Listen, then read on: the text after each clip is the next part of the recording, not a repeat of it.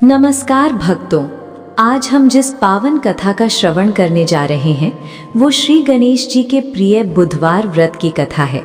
एक ऐसी कथा जो केवल विधि विधान नहीं बताती, बल्कि ये समझाती है कि जब जीवन बार बार उलझ जाए, निर्णय भारी हो जाए और मन टूट कर भी चुप रहना सीख जाए, तब विघ्नहर्ता किस प्रकार धीरे धीरे भक्त का हाथ थामते हैं।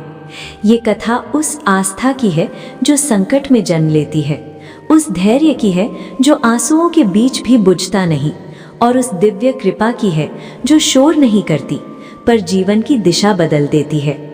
यदि आपके जीवन में भी विघ्न बढ़ गए हो, मन भय से भर गया हो, या ऐसा लगे कि आप अकेले सब सह रहे हैं, तो संभव है आज ये कथा आपके लिए ही हो, क्योंकि श्री गणेश जी को स्मरण करने का सबसे उपयुक्त समय वही होता है जब मन थक चुका हो।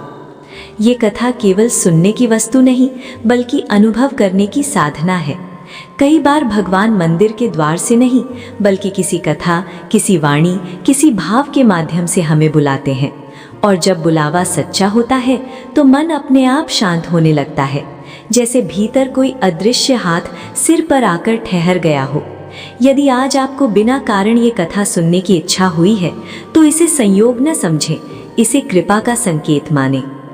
अगर इस कथा को सुनते समय आपके मन में थोड़ी भी शांति उतर रही हो, यदि आपको लगता है कि ये शब्द आपको भीतर से संभाल रहे हैं, तो कृपया वीडियो को लाइक अवश्य कीजिए और हमारे चैनल सनातन व्रत मार्ग को सब्सक्राइब कर लीजिए। इससे ये पुण्य कथा उन लोगों तक भी पहुंचेगी जो आज किसी अदृश्य संघर्ष से गुजर रहे हैं। कमेंट में ओम गंग गणपतये नमः अवश्य लिखें, क्योंकि श्रद्धा जब शब्द बनती है तो वो सीधे प्रभु तक पहुंचती है। बहुत प्राचीन समय की बात है।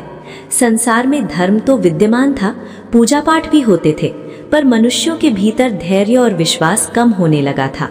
लोग भगवान को पूजते अवश्य थे, पर संकट आते ही सबसे पहले उन्हीं से प्रश्न करने लगते थे। उसी समय भारत भूमि के एक शांत हरे भरे प्रदेश में एक छोटा सा नगर था, जहां सुबह और संध्या को मंदिरों की घंटियां गूंजती थीं, पर फिर भी लोगों के जीवन में अशांति बनी रहती थी। उसी नगर में एक साधारण स्त्री रहती थी। उसका जीवन बाहरी दृष्टि से सामान्य था, पर भीतर दुखों का समुद्र भरा हुआ था। संतान का अभाव, घर में कलह, समाज की कठोर बातें और अकेलेपन का बोझ, ये सब उसके जीवन का हिस्सा बन चुके थे। फिर भी वो प्रतिदिन प्रातःकाल स्नान करके स्वच्छ वस्त्र पहनती, अपने छोटे से पूजा स्थल के सामने बैठती और एक ही मंत्र का जाप करती, ओम गंग गणपतये नमः। उसे शास्त्रों का ज्ञान नहीं था, न जटिल विधियां आती थीं, पर उसे विश्वास था कि भगवान भावना देखते हैं, विधि नहीं। नगर में एक वृद्ध ज्ञानी भी रहते थे जो लोगों को धर्म का सार समझाते थे। वे कहते थे कि कुछ व्रत ऐसे होते हैं जो केवल इच्छा पूर्ति के लिए नहीं, बल्कि मन को स्थिर करने के लिए होते हैं, और बुधवार का व्रत उन्हीं में से एक है, क्योंकि ये बुद्धि और विवेक के अधिपति श्री गणेश को समर्पित हैं। अधिकांश लोग उनकी बातों को अनसुना कर देते थे, पर एक दिन वो दुखी स्त्री उनके पास पहुंची। उसकी आंखों में थकान थी, पर भीतर कहीं आशा अभी जीवित थी। उसने पूछा, मैं पूजा करती हूँ, नाम जपती हूँ, फिर भी मेरे जीवन के कष्ट कम क्यों नहीं होते? वृद्ध ने स्नेह से कहा, भगवान तब प्रसन्न होते हैं जब भक्ति के साथ धैर्य जुड़ता है। बुधवार का व्रत केवल फल पाने के लिए नहीं, स्वयं को बदलने के लिए होता है। यदि तुम इसे नियम, श्रद्धा और समर्पण से करोगी, तो पहले तुम्हारा मन बदलेगा, फिर जीवन।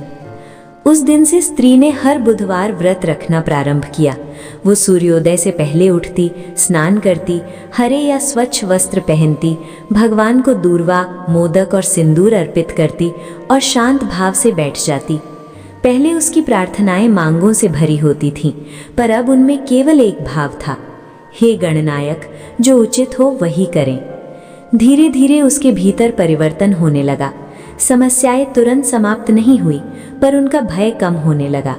पहले जहां छोटी बात भी उसे विचलित कर देती थी, अब वही बात उतनी भारी नहीं लगती थी। उसे लगा जैसे उसके हृदय में एक दीप जल गया है, जो आंधियों में भी बुझता नहीं। समय बीतता गया और नगर के लोग उसके चेहरे पर आए इस परिवर्तन को देखने लगे। जो स्त्री पहले चिंता से घिरी रहती थी, अब उसके चेहरे पर एक शांत मुस्कान रहने लगी। कुछ लोग आश्चर्य करते, कुछ मजाक उड़ाते, पर अब वो दूसरों की बातों से प्रभावित नहीं होती थी। उसके लिए भगवान अब दूर बैठे देव नहीं रहे थे, बल्कि जीवन के मार्गदर्शक बन गए थे। एक रात उसने स्वप्न देखा कि वो घने अंधकार में भटक रही है, रास्ता कहीं दिखाई नहीं दे रहा। तभी दूर से घंटियों की मंद ध्वनि सुनाई दी। वो उस दिशा में बढ़ी और धीरे धीरे अंधकार कम होने लगा। अंततः वो प्रकाश के सामने पहुंची, जहां करुणा से भरी एक दिव्य उपस्थिति थी। कोई शब्द नहीं बोले गए, पर उसका भय समाप्त हो गया। जागने पर उसके भीतर गहरी शांति थी। इसके बाद उसके जीवन में बड़ी परीक्षा आई। जिन लोगों पर वो भरोसा करती थी, वे दूर होने लगे। रिश्तों में गलतफहमियां बढ़ी, सहारे टूट गए। पहले वो टूट जाती, पर इस बार उसने मौन और विश्वास को चुना। उसने समझ लिया कि हर सहारा स्थायी नहीं होता, पर ईश्वर का सहारा कभी नहीं छूटता। कुछ समय बाद परिस्थितियां स्वयं बदलने लगी। जिन लोगों ने दूरी बनाई थी, वे लौट आए। जिन समस्याओं का समाधान असंभव लग रहा था, वे धीरे धीरे सुलझने लगी। उसे एहसास हुआ कि भगवान चमत्कार अचानक नहीं करते, वे जीवन की दिशा बदल देते हैं। अब वो व्रत इसलिए नहीं रखती थी कि कुछ मांग सके, बल्कि इसलिए कि उसे उस शांति से प्रेम हो गया था जो उसे मिलती थी। दुख आते पर टिकते नहीं, भय उठता पर जड़ नहीं पकड़ता। एक बुधवार ऐसा आया जब उसके मन में कोई प्रश्न नहीं था, केवल कृतज्ञता थी। उसी दिन उसकी सबसे बड़ी समस्या बिना संघर्ष के समाप्त हो गई। परिस्थितियां स्वयं उसके पक्ष में आने लगी। उसे समझ आया कि जब मनुष्य समर्पण सीख लेता है, तब मार्ग अपने आप खुल जाते हैं।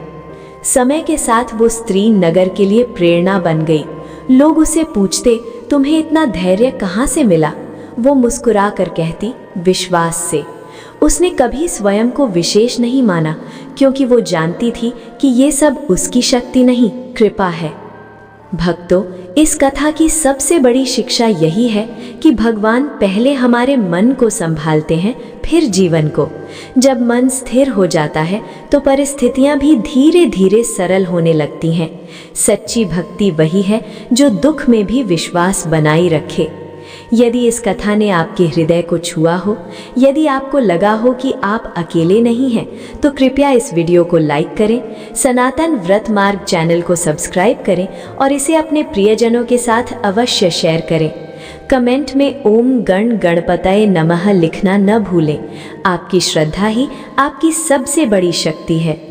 अंत में बस इतना याद रखिए, जब मन डगमगाए, जब रास्ता धुंधला लगे, जब कोई सहारा दिखाई न दे, तब केवल एक नाम स्मरण कर लीजिए।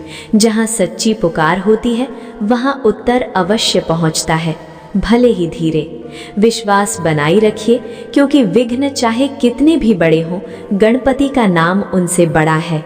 गणपति बप्पा मोरया।